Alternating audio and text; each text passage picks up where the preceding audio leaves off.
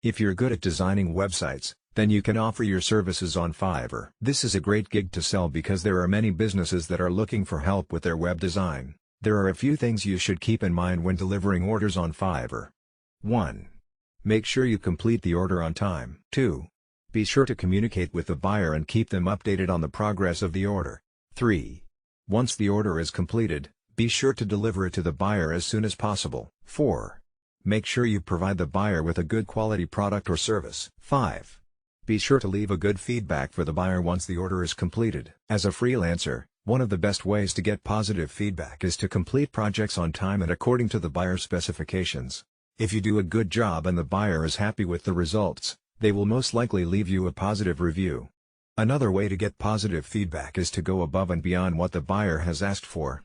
If you can deliver more than what they were expecting, they will be impressed and will definitely leave you a positive review. Finally, always be professional and polite when dealing with buyers. If you are easy to work with and communicate well, buyers will remember that and will be more likely to leave you a positive review.